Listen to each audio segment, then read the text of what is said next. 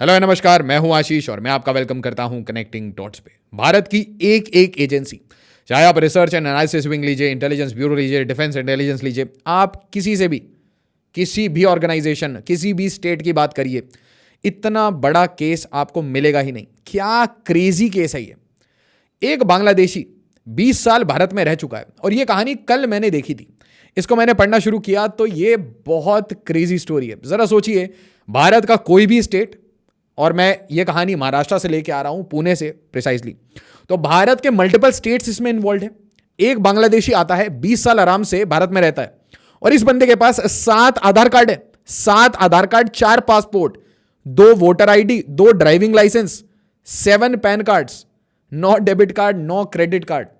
दोस्तों, चल क्या रहा है भारत में? एक सिंगल इंडिविजुअल इतने सारे फेक डॉक्यूमेंट्स बना के एक टी शर्ट का बिजनेस कर रहा है, आराम से टी शर्ट्स बना रहा है। और सबसे बड़ी आयरनी पता है क्या है? ये टी शर्ट जो बना रहा है उस पर लिखा हुआ है no CA, no NPR, no NRC. मजे की बात है ना कि बांग्लादेशी जो इलीगल यहां पे आराम से आए, वेस्ट बंगाल से आए, पूना में बिजनेस कर रहे हैं, पकड़े जाते हैं और बिजनेस के लिए इतने सारे फेक डॉक्यूमेंट्स। मतलब इस बंदे ने तो लीगैलिटी की हद पार कर दी।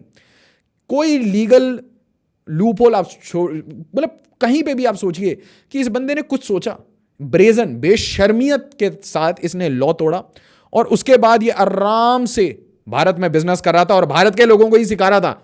और इसलिए मैं कहता हूं, यह जर्मन देशभक्त मॉडल को अंजर पंजर से खोलने की बहुत जरूरत है। इन लोगों ने बताया हमें कि बांग्लादेश में शेख हसीना हमारी दुश्मन है। इन्होंने बताया कि मोहम्मद यूनुस एक डेमोक्रेट है और इन्हीं लोगों ने बताया कि भाई सीए, एनआरसी ये सब गलत है क्योंकि ये डिस्क्रिमिनेटरी है। और एसेंशियली भारत के टैक्स पेयर्स, क्योंकि देखिए अंबानी, अदानी, टाटास, इनको कोई फर्क नहीं पड़ता। मिडिल क्लास को और पुअर क्लास को इन्हीं को फर्क पड़ता है। और इनसे ये जो जीएसटी कलेक्ट होता है ओवरऑल ये जाके खर्च कहां होता है? ये हमारे सिटीजन्स पे ही होता है। बट ये कुछ इलीगल पे भी खर्च होता है। 2 से 5 करोड़ लोग हैं ये बांग्लादेशी और मुझे आज तक नहीं समझ आ रहा कि हम किस दिन का वेट कर रहे हैं। ये तो वो वाली बात हो गई कि भाई सारा प्रॉब्लम आपके घर के सामने, आपके आंखों के सामने है, आग लगी हुई है and you are not acting. जबकि डोनाल्ड ट्रंप आके एक्शन शुरू कर चुके हैं, ताबड़तोड़ एक्शन। इसकी कहानी देखते हैं और यहां पे आप थोड़ी मीडिया की भी हिपोक्रेसी देखिएगा, क्योंकि ये सच नहीं बताना चाहते। ये हर चीज को एक वोक लेंस से साफ करके भेजते हैं। अरे कोई हर्ट ना हो जाए, अरे सच्चाई बोलने से सबको ये बातें पता ना चल जाए। पता नहीं क्या वेस्टेड इंटरेस्ट है। इंडियन एक्सप्रेस का ये आर्टिकल है, Bangladeshi infiltrator who set up T shirt business in Pune held. ये इतना सिंपल था। मैंने आपको जो बताया, ये आधार कार्ड, ये पैन कार्ड, क्या ये इतना सिंपल लगा आपको? मोडस ऑपरेंडी सोचिए जरा। क्या सोच के ये बंदा घुसा है, आराम से इंडिया में घुसा, आराम से फेक डॉक्यूमेंट्स बनाए, उसके बाद फेक डॉक्यूमेंट की झड़ी बनाता गया। हो सकता है ये बंदा एक कॉन्डुइट था, हो सकता है ये बंदा स्लीपर सेल नेटवर्क का एक हैंडलर था जो कि मल्टीपल लोगों के लिए डॉक्यूमेंट्स बनवा रहा था, फोर्जरी करवा रहा था, फोर्जरी करवा के बिजनेस इंटरेस्ट बनवा रहा था। और हो सकता है इन बिजनेसेस में, सोचिए जरा, ऐसे लोगों के पास जीएसटी भी है, बिजनेस भी कर रहे हैं और ऑब्वियसली ये बाहर से पैसा भी ले सकते हैं अपने करंट अकाउंट में। कोई भी इनको पैसा भेज सकता है टू एंड फ्रो। मजे की बात सुनिएगा कि बहुत सारी विदेशी करेंसी, बहुत सारी विदेशी मुद्रा इस बंदे के पास मिलती है। आप मुझे बताइए, कॉमन सेंस से आप बताइए कि अगर आप पुलिस में हैं, आपको ये बंदा मिलेगा तो आपका पहला इंस्टिंक्ट क्या बोलेगा? कि ये बंदा अकेला नहीं था, ये एक सिंडिकेट, ये कार्टेल के हिसाब से काम कर रहा था और गलती से ये पकड़ा गया। मतलब he was one of the sleeper cell module जो कि बड़े प्यार से टी शर्ट का बिजनेस कर रहा है। बट टी शर्ट के बिजनेस के गार्ब में ये इलीगल बांग्लादेशियों की फैक्ट्री चला रहा है, इलीगल रेडिकल्स, इलीगल रोहिंग्यास की फैक्ट्री चला रहा है भारत में। बट इंडियन एक्सप्रेस इसे कह रहा है Bangladeshi infiltrator who set up T shirt business.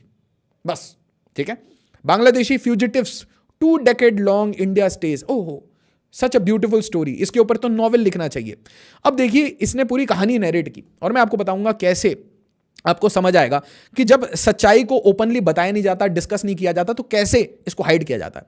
तो ये अपनी कहानी बताता है कि भाई पहले इसको बांग्लादेशी कुछ एजेंट मिले। एजेंट मतलब ये स्मगलर्स होते हैं जो अब मवेशी भी स्मगल करते हैं, पाउडर वगैरह, कफ सिरप, सब कुछ टू एंड फ्रो कराते हैं। इनका ये बिजनेस है और इसमें बड़े सारे बांग्लादेशी बॉर्डर गार्ड्स भी मिले हैं क्योंकि वो बहुत बहुत कम पेमेंट है उनकी। तो वो ऐसे जल जाते हैं कि भाई भारत में इतनी अच्छी पेमेंट है तो थोड़ा हम ऊपर से पैसा कमा लेते हैं, थोड़े अमीर बन जाते हैं। तो ऐसा बड़ा बड़ा वो बांग्ला में बोलते हैं भूड़ी, बड़ा बड़ा पेट बना के, ठीक है, और बॉर्डर गार्ड्स के नाम पे एसेंशियली ये सिक्योरिटी गार्ड्स हैं, 2 लाफा मारेगा बीएसएफ अगर, मतलब वो बोलते हैं ना एक बार इनके जो हमारे भारत के जो विलेजर्स हैं वो अगर 2 लाफा मारना शुरू करें बांग्लादेशी बॉर्डर गार्ड्स को तो वो टाइट हो जाएंगे। बट एसेंशियली ये बिजनेसमैन है।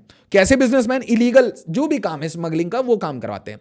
तो यहां पे आप देखिए बांग्लादेशी एजेंट्स ये बार बार हमारी बीएसएफ, सीआरपीएफ जो भी फोर्स है ये इनको हर जगह से पकड़ रही है, रेलवे पुलिस फोर्स पकड़ रही है, तो बांग्लादेशी एजेंट ये आराम से इसको अंदर भेजते हैं। अंदर भेजने के बाद इसके जो हैंडलर्स हैं, एजेंट्स हैं, वो वेस्ट बंगाल में एजेंट से कांटेक्ट करवाते हैं। वेस्ट बंगाल के जो एजेंट हैं वो बोलते हैं कि 2004 वेस्ट बंगाल में अच्छा समय चल रहा है, तो एक काम करते हैं, आपका फेक मतलब आपका पूरा नया आइडेंटिटी बनाएंगे। कितना डिटेल ओरिएंटेड काम है इनका, देखिए इनको ये पता है कि हम कभी पकड़े जाएंगे। जिस दिन हम पकड़े जाएंगे तो हमें बस एक ही चीज बोलना है, आप जो भी कर रहे हैं ये गलत है। मेरे पास तो बर्थ सर्टिफिकेट है, ठीक है, मैं तो बिहार का रेजिडेंट हूं, मैं तो असम का रेजिडेंट हूं, मैं तो झारखंड का रेजिडेंट हूं, ठीक है, मैं तो ऐसे ही आया हूं महाराष्ट्र काम करने के लिए। बट ये बंदा वेस्ट बंगाल से फेक बर्थ सर्टिफिकेट बनाता है, मतलब अब इसके बांग्लादेशी होने का कोई प्रूफ ही ना रहे।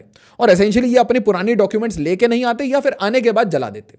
सिंपल सी बात है, जैसे ही इनके डॉक्यूमेंट बनना शुरू होते हैं। अब इसके पास आधार कार्ड, वोटर आईडी कार्ड, और सोचिए 2 वोटर आईडी कार्ड मतलब ये 2 बार वोट करता है।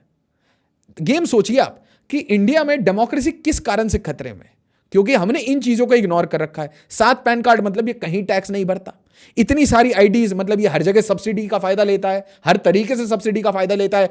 हो सकता है मल्टीपल लोन्स ले रखे हों, क्योंकि क्रेडिट कार्ड भी है भैया, क्रेडिट कार्ड भी, no credit card no debit card, account भी है इसके पास। तो असली में जनधन आधार का मजा तो एक बांग्लादेशी इन्फिल्ट्रेटर ले रहा था, और हमारे पास कोई इतना सारा टेक्नोलॉजिकल पावरेज बनाया हमने आधार में, हमारे पास ऐसा कोई मैकेनिज्म नहीं है कि हम एक बार में टेक्नोलॉजी से ये आइडेंटिफाई कर लें। और इसलिए मैं दोस्तों हमेशा कहता हूं कि हमारे त्रिपुरा के लोग, वेस्ट बंगाल के लोग, असम के ऐसे जितने देशभक्त हैं, और ये डिजिटल देशभक्त नहीं, रियल देशभक्त जो गांव में रहते हैं, खेत खलियान जो हमारे देश को उपजाऊ बनाते हैं, जो हमारे देश को भारत बनाते हैं, उन लोगों की जरूरत है कि वो, और बच्चा बच्चा हर विलेज में, हर गांव में उनको पता होना चाहिए, वेश बदल के, नाम बदल के, फेक डॉक्यूमेंट्स बना के, कभी ये सेलर बन के, कभी ये हट बना के, कभी इलीगल इंक्रोचमेंट करके ये जमीन कब्जा रहे हैं। और मल्टीपल स्टेट से ऐसी रिपोर्ट आएंगी कि भाई बांग्लादेशी यहां से वहां गए और वहां पे जंगलों में जाके एक छोटी सी बस्ती बना ली, कोई मीनार बना लिया, कुछ भी बना के, कोई भी एक स्ट्रक्चर बना के, और उसके बाद अपना घर बार बना लेते हैं। उसके बाद बोलते हैं अरे भाई मैं तो उत्तराखंड का ही था, अरे भाई मैं तो उत्तर प्रदेश का हूं, अरे भाई मैं तो पूना का हूं, अरे भाई मैं तो तमिलनाडु का हूं। ऐसा कोई स्टेट बता दीजिए जहां ये पकड़े नहीं जा रहे। और सबसे मजे की बात है कि अमेरिका को हमें एक रिटर्न में इसका डॉक्यूमेंटेशन देना चाहिए कि आपने कहा था कि भारत में माइनॉरिटी खतरे में है। भारत की माइनॉरिटी खतरे में छोड़िए, हम तो दूसरी कंट्री से लोग इंपोर्ट करके उनके साथ साथ आधार कार्ड बना के उनको सब्सिडी बांट रहे हैं, तो खतरे में, यहां तो लोग प्रॉस्पर कर रहे हैं। यह भारत का नया मॉडल है जहां पे मिडिल क्लास प्रॉस्पर करे या ना करे, बट इलीगल्स बहुत अच्छे से प्रॉस्पर कर रहे हैं। 7 पैन कार्ड की जरूरत इसलिए होती है क्योंकि आपको 7 अलग बिजनेस बनाने हैं, 7 अलग डॉक्यूमेंटेशन करनी है, 7 अलग आधार कार्ड है, 7 अलग आइडेंटिटी है, और कहीं पे भी पैसा नहीं भरना, सब्सिडी पूरा लेना है। अब देखिए इंग्लिश मीडिया कैसे बोलते हैं, Bangladeshi national residing illegally in Pune for 20 years arrested. Hindi news ना थोड़ी सी सच बात बता देती है। पुणे न्यूज, कोलकाता में बनवाया फर्जी जन्म पत्र, 2009 में आया पुणे, 7 आधार कार्ड और 2 वोटर आई कार्ड के साथ बांग्लादेशी शख्स गिरफ्तार। तो 4 के बाद 9 में आया है पुणे, और बढ़िया फ्लरिशिंग बिजनेस कर रहा है कि सीए, एनआरसी, एनपीआर ये सब नहीं होना चाहिए। तो अब आपको समझ आ रहा है वो जो प्रोटेस्ट होते थे इंडिया में, वेस्टेड इंटरेस्ट है दोस्तों, वेस्टेड इंटरेस्ट है। और आज जब मैं आपको वेस्टेड इंटरेस्ट बताऊंगा, आप बोलेंगे नहीं नहीं अरे आप बताओगे ये बांग्लादेश है, ये तो पाकिस्तान है। नहीं नहीं, वेस्टेड इंटरेस्ट वेस्ट से आता है, और वेस्ट के सामने हम जाते हैं झुक। कैसे झुक रहे थे हम, कैसे हमारे पे प्रेशर था जो बाइडेन का, वो तो अच्छी बात हुई, भगवान ने बचा लिया, हनुमान जी ने बचा लिया कि भाई जो बाइडेन चले गया, कमाला हैरिस चली गई, वरना भारत पे और प्रेशर बनाती है कमाला या कमला व्हाटएवर, ठीक है, कहने के लिए इंडियन ओरिजिन, कहने के लिए इंडिया से रिलेशन, बट इंडिया को ही दबाने का इनका काम है। ये न्यू कॉलोनियलिस्ट हैं, ठीक है। तो ब्रिटेन ने जो नहीं किया वो आज अमेरिका करना चाहता था, डायरेक्टली इनडायरेक्टली। देखिए ये संडे गार्जियन 2017 में ये आर्टिकल लिख रहा है, 2017 में देख लीजिए, 2009 में देख लीजिए, 2001 में देख लीजिए, आप 1990 में देख लीजिए, कहानी सेम है। 1980 में चले जाइए, इंदिरा गांधी जी के टाइम में चले जाइए, जब बांग्लादेश क्रिएट ही किया था, पाकिस्तान को 2 फाड़े फाड़ ही दिए थे, ठीक है। We have cut Pakistan into 2 pieces. तो भाई क्यों नहीं लिया चिट्टागोंग, क्यों नहीं लिया रंगपुर, क्यों नहीं चिकन नेक कॉरिडोर ठीक किया, और 2-3 साल में सबको ढूंढ ढूंढ के क्यों नहीं निकाला, क्यों आराम से यहां पे सेफ हेवन दे दिया। और 2 स्टेट्स का बार बार नाम आ जाता है, और आप वीडियो को लाइक जरूर करिएगा ताकि हर स्टेट का बच्चा बच्चा बच्चा, और मैं चाहता हूं कि हमारा यूथ इन रियलिटी इसको समझे, क्योंकि याद रखिए हर इकोनॉमी में 100 ही रुपए, 100 रुपए में आप हमेशा डिबेट करते रहेंगे पर कैपिटा कम है, पर कैपिटा कम है। अरे भाई हमारा पर कैपिटा जैसे ही बढ़ेगा वो बांग्लादेशी 1 करोड़ भेज देंगे, सिंपल सा काम है। वो बांग्लादेशी आके एवरेज कर देंगे, सिंपल सी बात है। रेडिकलाइजेशन फैलाएंगे, मुंबई में 1-2 अटैक करेंगे, फिर जो भी फॉरेन इन्वेस्टमेंट है, एफडीआई है, आपके हमारे नॉर्मल जो फैमिलीज हैं, जो नॉर्मल लोग रह रहे हैं, क्या वो सिटी में सेफ है? और फिर आप क्वेश्चन पूछते हैं कि क्यों भाई जैसे ही लोग 7-8 करोड़ रुपए बनाते हैं, जैसे ही मिलियनियर बनते हैं, भारत क्यों छोड़ के चले आते हैं? क्योंकि भारत में सेफ्टी कहां है? भारत में पॉल्यूशन वगैरह वो सब एक इशू है, मिडिल क्लास स्ट्रेस में है, पुअर लोग वो स्ट्रेस में है, फ्री भी कल्चर चल रहा है। बट ये जो इशू है इसको क्यों नहीं उठाते? इसमें कोई भी पॉलिटिकल पार्टी अपने आप को इंगेज नहीं करना चाहती। जैसे ही आप इसमें इंगेज करेंगे तो अगली पॉलिटिकल पार्टी आपको बोलेगी, एक पॉलिटिकल पार्टी बोलेगी क्योंकि आप रोहिंग्यास को सपोर्ट कर रहे हो तो आप वोट बैंक पॉलिटिक्स कर रहे हो, ठीक है। और एक पार्टी बोलेगी कि यार आप रोहिंग्या को टारगेट कर रहे हो तो भाई आप माइनॉरिटीज को परेशान कर रहे हो। अमेरिका ने देखो आपके ऊपर रिपोर्ट निकाल रखा है, डेमोक्रेसी खतरे में। बट रियल इशू तो यह है कि नेशनल सिक्योरिटी के बारे में कोई ध्यान नहीं रख रहा। ये नेशनल सिक्योरिटी की इशू हर ब्यूरोक्रेट, हर civil servant, left right centre, जिसने भी भारत के बॉर्डर्स के बारे में देखा है, हिस्ट्री के बारे में देखा है, सबको पता है। बट क्यों हम मम हैं? क्योंकि political narrative, politically main stream हम इस इशू को नहीं कर पाए। तो संडे गार्जियन 2017, अब जरा कहानी देखिए, थोड़ा लोकेशन देखिए, क्योंकि लोकेशनल एनालिसिस से, ज्योग्राफी से हमारी एक बोलते हैं ना, ज्योग्राफी डिटरमाइंस आवर फ्यूचर, हमारी डेस्टिनी क्या होगी उसमें ज्योग्राफी में लिखा हुआ है। तो ज्योग्राफी हमने अनसाइंटिफिकली ब्रिटिशर्स के कहने पे भाई हमने पाकिस्तान दे दिया, और हमने बिल्कुल अग्री कर लिया, क्योंकि शायद उस टाइम में हमें लग रहा था जितना भी मिल रहा है उतना काफ़ी है, इतने में ही भारत रह लेगा। थोड़ा अगर आर्मी भी तुमको लेना है तो ले लो, थोड़ा रिसोर्स भी लेना है तो ले लो। तो बेनेवलेंट थे कि भाई एक झापड़ खा लेंगे, फिर दूसरा झापड़ भी खा लेंगे। पता नहीं क्यों हमने अपने जो नैरेटिव्स हैं वो टुवर्ड्स पीस ही बना दिया। हम तो भाई पीस लविंग नेशन है। तो क्या हमारी मिलिट्री क्या करती है? चुगने के लिए बैठी थी। हमारी ये जो पूरा यूथ है, गाँव गाँव का यूथ है, रेस्टिव यूथ है, यंग यूथ है, ये चुगने के लिए बैठी थी या शांति से बस थपेड़े खाने के लिए? कि पहले पाकिस्तान बोले bleed India by 1000 cuts, Bangladesh बोले 2 करोड़ लोग तुम्हारे घर में बैठा रखे हैं, कभी भी ये टिकिंग टाइम बॉम्ब है, कभी भी इनको एक्टिवेट कर सकते हैं। Think about it, just think about it. कोई भी सिटी ले लीजिए, कोई भी मेट्रोपॉलिटन ले लीजिए, पूना, मुंबई, दिल्ली, गुड़गांव, नोएडा, जहां देखिए कबाड़ी का बिजनेस इनका है, जहां देखिए फ्रूट सेलर में इनका बिजनेस है। यू कैन आइडेंटिफाई, आपको थोड़ा सा भी आइडेंटिफिकेशन आएगा, आप थोड़ा सा भी वेस्ट बंगाल गए हैं, आपका कोई भी दोस्त वेस्ट बंगाल का है, वो आपको क्लियरली बता देगा। और क्लियरली अगर आप बॉर्डर एरियाज में देखेंगे तो नदी हमने हमेशा बोलते हैं कि नदी आ रही है, नदी चेंज हो रही है, ये मानसून है, लेफ्ट राइट एंड सेंटर। मुझे एक बात बताइए, can anybody cross the border if you have guns pointed at the border? Just tell me this, कि अगर हमने बॉर्डर इंफ्रास्ट्रक्चर बना रखा है, हर 40-40, 50-50 मीटर पे एक बॉर्डर आउटपोस्ट है, 100-100 मीटर पे बॉर्डर आउटपोस्ट है, इंफ्रारेड, थर्मल इमेजिंग सब कुछ लगा हुआ है, और सामने स्नाइपर लगा हुआ है कि भाई जैसे ही तुम बफर जोन में आओगे सीधा हेडशॉट आता है। तो बताओ मुझे कि क्या सामने वाले को जब पता होगा कि ऊपर से हेडशॉट आता है तो क्या कोई स्मगलर जरूरत करेगा? नहीं। बट हाँ, मैत्री करके क्या मिला भाई? अगर north east the only utility of Bangladesh है ना फॉर इंडिया, मैं आपको एकदम क्लियरली बोलता हूं, आप बांग्लादेशी हैं, आप हेट कर सकते हैं इस चीज को, but you are a utility for India. और उस यूटिलिटी को कहते हैं हमारा चिकन नेक कॉरिडोर प्रॉब्लम, या फिर आप ऑल्टरनेटिवली, दोनों तरीके से हम सॉल्व कर सकते हैं। ऑल्टरनेटिवली अगर भारत का नॉर्थ ईस्ट को हम समंदर से जोड़ देते हैं, या फिर चिकन नेक कॉरिडोर को चौड़ा कर देते हैं, तो ईदर ऑफ द टू। मैं तो ये कह रहा हूं कि भाई चिट्टागोंग तो लेना ही है, साथ में रंगपुर लेना है, बट मैं कह रहा हूं ईदर ऑफ द टू भी हो जाए ना तो काम हो जाएगा, तो आपका Bangladesh is a conduit. Bangladesh को हमने इतना पाला क्यों? क्योंकि हमें चाहिए था कि भाई यहां से रोड, रेलवे सीधा त्रिपुरा घुस जाए। वो तो नहीं कि यार वो रेल रोड तो बाद में होगा, बॉर्डर हाट खोल के आप हमें ही मूर्ख बना रहे हैं और उसके बाद लोगों को इन्फिल्ट्रेट कर रहे हैं। तो अब ये जो ना एक डिस्पैरिटी है बिटवीन रिलेशनशिप, ये जो ओवरलोड इंडिया लेता है, या हम तो दानवीर कंड है, हम तो धर्मशाला है, कब खत्म होगा भाई?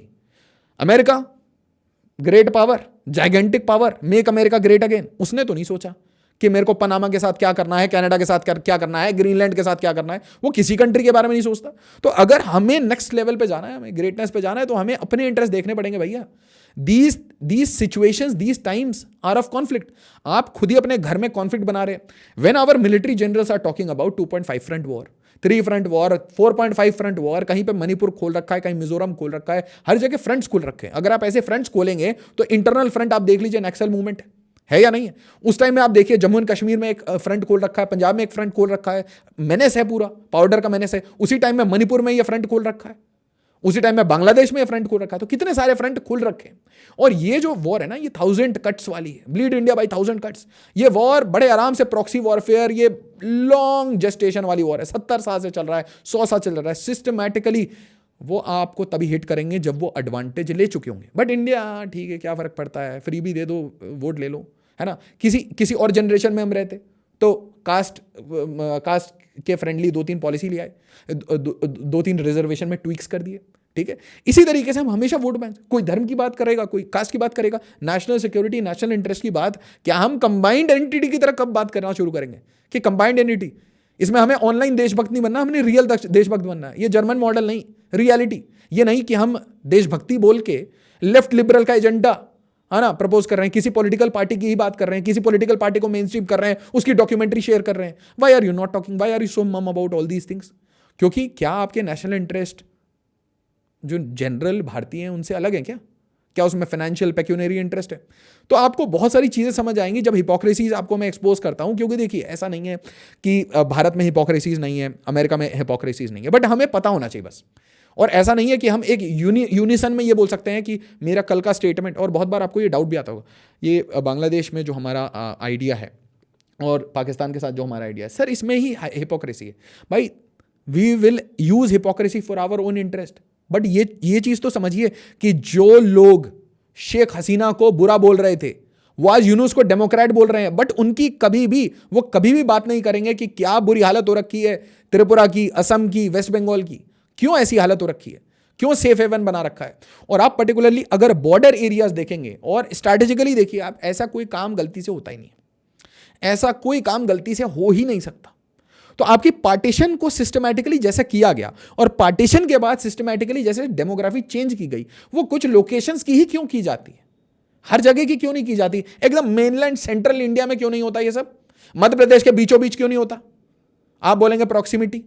तो प्रॉक्सिमिटी की अगर बात है तो आप मुझे बताइए, ऑल अलोंग ये कॉरिडोर पे इतना काम क्यों होता है? सिलीगुड़ी कॉरिडोर पे why this work along Malda, Murshidabad, Cooch Behar, यहां पे इतना काम क्यों होता है? असम में इतना काम क्यों होता है?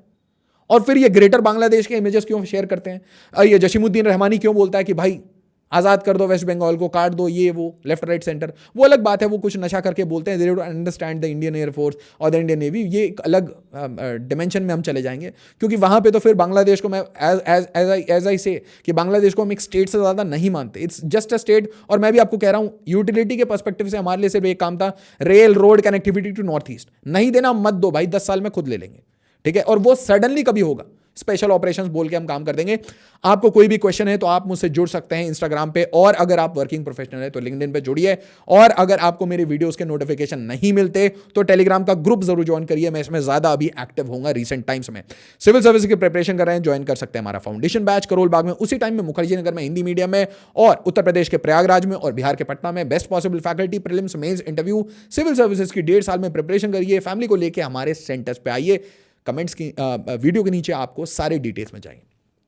तो ये एक वेस्टर्न नैरेटिव था। पाकिस्तान, बांग्लादेश, ये सब टूल्स हैं, ये सब टूल्स हैं, आर्सेनल के ये टूल्स हैं। पार्टीशन ऑफ बंगाल की पार्टीशन करते ही इनको एक चीज समझ आ गया था कि हिंदू मुसलमान को साथ रखोगे तो वेस्ट को रगड़ देंगे, हिंदू मुसलमान साथ नहीं रहने चाहिए। और इसके बाद जेनेसिस होता है आपका politics of appeasement. Politics of appeasement में सिंपल सी बात है, पहले हिंदू मुस्लिम को काट दिया, उसके बाद मुस्लिम की पार्टी बनाई मुस्लिम लीग, और उसके बाद पॉलिटिक्स ऑफ अपीजमेंट मतलब जो डिमांड है अलाउ कर दो, जो भी डिमांड है। और जो मेन स्ट्रीम पॉलिटिकल वॉइस है उसमें रेडिकल्स को प्रमोट करना शुरू करो। एग्जांपल ले लीजिए रीसेंट टाइम्स में यूनुस। तो आप रेडिकलाइजेशन को अलाउ कर रहे हैं और फिर आप अपीज कर रहे हैं, और इवेंचुअली आप आ जा रहे हैं 2 नेशन थ्योरी पे। तो शुरुआत कहां से हुई कि हिंदू मुस्लिम एकता, और ब्रिटिशर्स ने ला कहां दिया पूरी सोसाइटी को? मैकुले वैकुले, ग्रेजुअली ब्रेन वॉशिंग, पॉलिटिक्स, सब कुछ करके कहां ला दिया? 2 नेशन थ्योरी। बन गया पाकिस्तान, पाकिस्तान को हमने काट दिया, सिंपल सी बात है। काटने के बाद इनको समझ आया कि भाई नहीं, डायरेक्ट कॉन्फ्रंटेशन नहीं लड़ सकते, तो ब्लीड इंडिया बाई 1000 कट्स, ये डॉक्ट्रिन लगा दी। पंजाब को परेशान किया, जम्मू कश्मीर को परेशान किया, वहां के लोगों को परेशान किया। Tens of thousands of soldiers, civilians, उनकी डेथ हुई। नॉर्थ ईस्ट को डिस्टेबलाइज किया बांग्लादेश के थ्रू, बांग्लादेश काटने के बाद, मतलब ईस्ट पाकिस्तान बांग्लादेश काटने के बाद ये थोड़ा कम हुआ। हमने बड़ी सारी इंसर्जेंसीज को रिजॉल्व किया, पीस अग्रीमेंट साइन किए, और अब क्या कोशिश हो रही है, अब म्यांमार से यूनुस को लाके बांग्लादेश से वहां से काम करो। और अगर आपको आज भी इनके ऊपर शक है कि नहीं नहीं ऐसा थोड़ी ना हो सकता है, दे वर बेनेवोलेंट पीपल, बेनेवोलेंट तो होते नहीं है कॉलोनाइजर्स, तो ये देख लीजिए कि खालिस्तानी जब नहीं संभल रहे थे, क्योंकि खालिस्तान को पैदा किसने किया, पाकिस्तान ने, पाकिस्तान की मिलिट्री इंडस्ट्रियल कॉम्प्लेक्स आईएसआई ने। जब इनसे संभला नहीं तो इसने जस्टिन ट्रूडो को गिरवी दे दिया कि भाई हमारे पास पैसा नहीं है, इंटरनेशनल सपोर्ट चाहिए, वेस्ट का सपोर्ट चाहिए। गार्जियन, बीबीसी, सीएनएन इसको कवर करेगी और अल जजीरा कहेगा कि why Indian government is targeting Sikhs. आप वहीं पे महाकुंभ में देखिए, सिख लंगर सर्व कर रहे हैं। यह है हिंदू सिख एकता। उस टाइम में देखिए कोविड के टाइम में गुरुद्वारे में ऑक्सीजन लंगर चल रहा था। यह है इंडिया की इनहेरेंट क्वालिटीज। बट यहां पे भी कोशिश है एक नई to nation theory.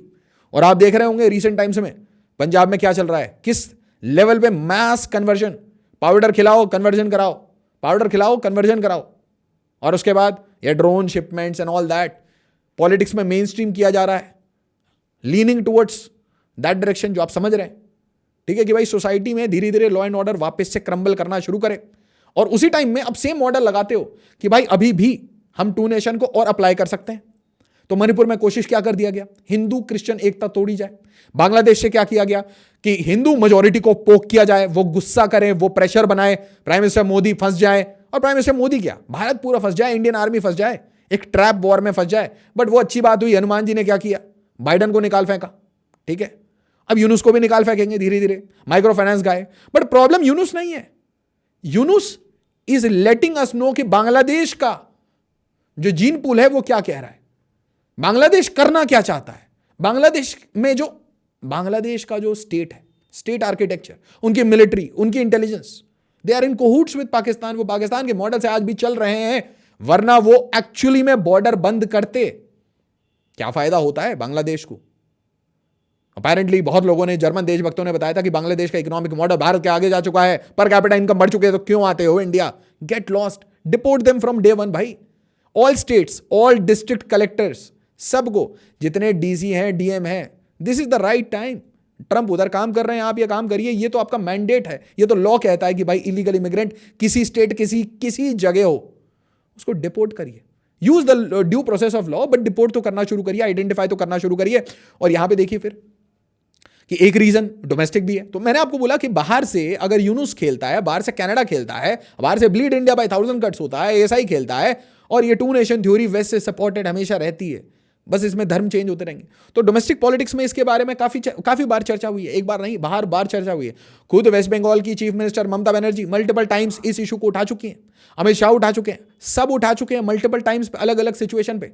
But unfortunately हम पॉलिटिकल बातों में ये बात करते हैं, बट क्या कोई भी गवर्नमेंट एक्चुअली में, मैं आपसे एक क्वेश्चन पूछना चाहता हूं। मान लेते हैं 1 करोड़ लोग हैं, मान लेते हैं सिर्फ 1 करोड़ लोग हैं, ज्यादा नहीं, 1 CR, तो हर स्टेट में कितने निकलेंगे, 5 लाख, 10 लाख। कोई एक स्टेट बता दीजिए जिसने 5 लाख लोगों को डिपोर्ट किया हो, 5 लाख लोगों को आइडेंटिफाई किया हो ना। आइडेंटिफाइड डिपोर्टेशन तो दूर की बात है। अच्छा, अगर इसमें आपने कोई डिटेंशन कैंप बना दिया, कोई हाउसिंग सोसाइटी बना दी जहां पे आपने इनको उठा के रखना शुरू किया, डिटेन करके, तो भाई इसके ऊपर ह्यूमन राइट वाले पागल हो जाएंगे, अमेरिका पागल हो जाएगा। तो इकोसिस्टम का सपोर्ट बिल्कुल है। तो इसलिए सबसे बेस्ट तरीका क्या है, उठाओ और बॉर्डर पे छोड़ दो। Son you are done, hey son you are free. हाँ, बांग्लादेश बॉर्डर गार्ड्स क्या करेंगे, इधर they will shoot at you और दे विल एक्सेप्ट यू। धक्का देके ही भेजना पड़ेगा कि 4, है ना, आपको क्या चाहिए था, आपको मवेशी चाहिए, भेड़ बकरी चाहिए, भेड़ बकरी के साथ 4 लोगों को भेजते जाओ फटाफट। क्या चाहिए, बकरियां ही चाहिए, क्या चाहिए और क्या चाहिए, चावल चाहिए, चावल के साथ लोग भी भेजो, that is what you need. और उसी टाइम में देखिए कि इंडिया नॉट धर्मशाला। तो जब भी हमारी इलेक्शंस होती हैं तो ये बहुत मेन स्ट्रीम इशू है, ये बहुत लोगों के साथ रेजोनेट होता है। और कमेंट में जरूर बताइए किस स्टेट में हैं आप और कहाँ ये फिनोमेना बहुत ज़्यादा बढ़ चुका है, और क्यों हमारे जो मेंबर ऑफ पार्लियामेंट्स हैं, MLAs हैं, हमारी जितनी ब्यूरोक्रेसी है वो इसके ऊपर एक्ट क्यों नहीं कर रही। क्या इसके पीछे कोई हिडन एजेंडा है, क्या इसके ऊपर एक्सटर्नल प्रेशर है, क्या अमेरिकन प्रेशर है, वेस्टर्न प्रेशर है। क्यों हम बांग्लादेशियों को पाल रहे हैं, क्यों हम इनके लिए टैक्स दे रहे हैं, क्यों हम GST दें कैरामल पॉपकॉर्न पे। यार 1 रुपये भी बच पाए ना नॉर्मल इंडियन का, तो वो बचाओ ना बांग्लादेशियों पे खर्च करने पे। फेलो इंडियंस वेरी गुड, सब ग्रो करें, सब प्रॉस्पर करें, टैक्स दो, आगे बढ़ाओ, ठीक है।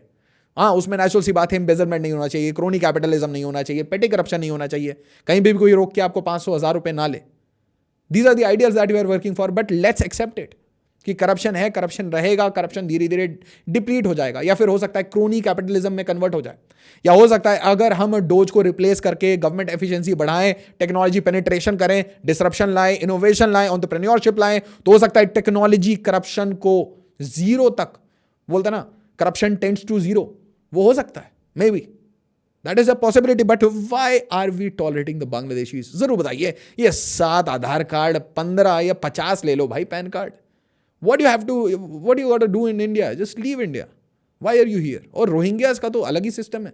रोहिंग्यास तो ढूंढ ढूंढ के अलग अलग कॉलोनीज में आके आराम से रह रहे हैं कि भाई यहाँ पे अभी प्रधानमंत्री का एक आवास योजना भी मिलेगा, राशन कार्ड भी मिलेगा, इतनी बढ़िया सब्सिडी रेजीम है, और अकाउंट में 2100 रुपये या 2400 रुपये भी मिल जाएंगे। Delhi is the best place to be Rohingya illegal कंगलू, बेस्ट प्लेस।